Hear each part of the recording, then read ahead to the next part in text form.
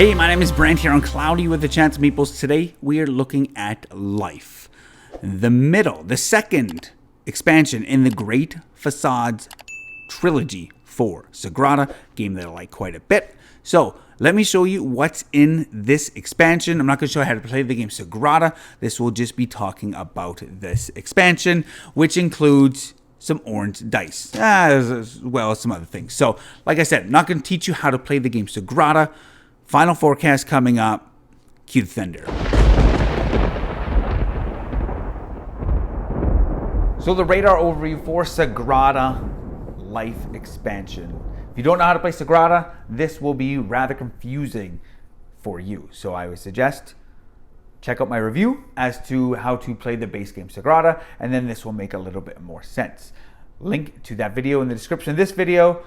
So let's move forward. This is the Life expansion that kind of has two major modules. You have the Apprentice module as well as the Masterworks module. So let me show you how these work. Let's start with the Apprentice module. If you're playing with this, you can use, or should use, actually you do use these new window patterns, which again are double-sided, and they all have these little wheel symbols on them.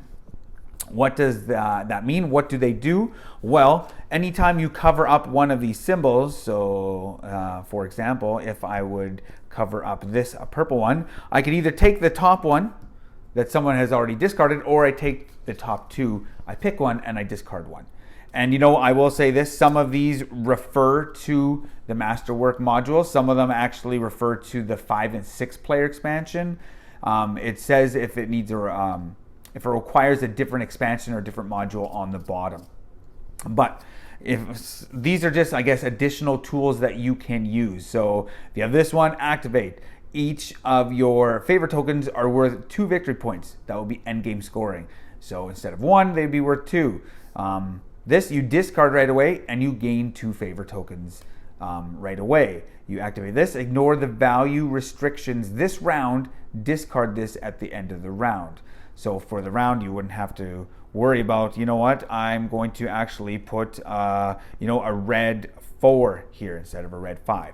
So these are just virtually just more tools. Like I said, some of them need to be used with the Masterworks expansion or the module, others with the 4 or 5 and 6 player expansion.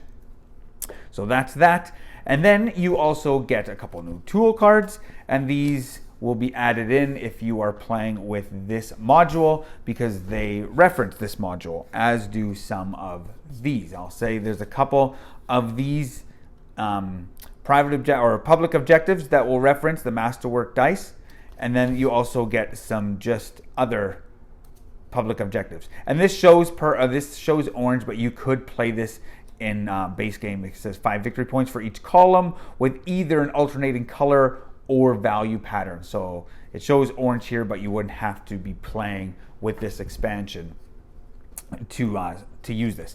So these are, again, always nice to have more public objectives that you can mix into the collection of other public objectives. But let's talk about this Masterwork expansion or module. So pretty much when you are drafting, if you don't want, or even if you do want something in the draft pool, you can exchange that for one of these Masterwork dice. So if I wanted, say this one, I would have to draft a blue or a 3, and then instead of putting it in my window, put it on the board here, and then take this dice. What does this do? Well, of course, I can't put it on a red. I can't put it on a number restriction. It would have to go on a white space. And it pretty much says that this would not be a very good die to take actually in this one. Let's imagine with me that I took this one, so a green, any green. So if I take this one, I could put it here, and that shows if these two now are either green or the same number. So I could have it like, any other number. At the end of the game, this die would score me 5 points.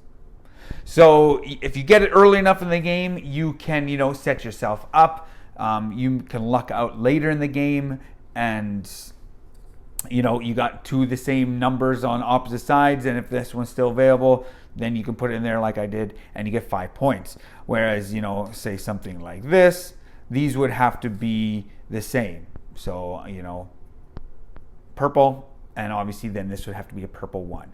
If you don't score, or if you don't achieve whatever it says, then you get minus points. If you do, you get +5. So those work virtually all the same. This one and this one would have to be the same color and or number.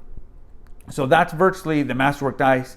I will say also, if you draft any one of these, you get extra favor tokens. These two is all different colors around the Masterwork dice, and this is all different numbers around the Masterwork dice. And then of course you have objectives that reference the Masterwork dice as well. So that in a nutshell is what you get in the expansion Life, Sagrada Life. Let's check on out the final forecast.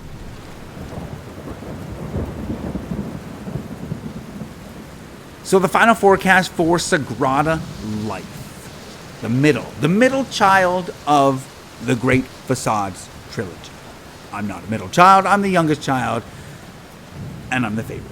But can't complain about that. What do I think about this expansion? Kind of has three different things. I'm holding up these apprentice cards. So let's start with these apprentice cards.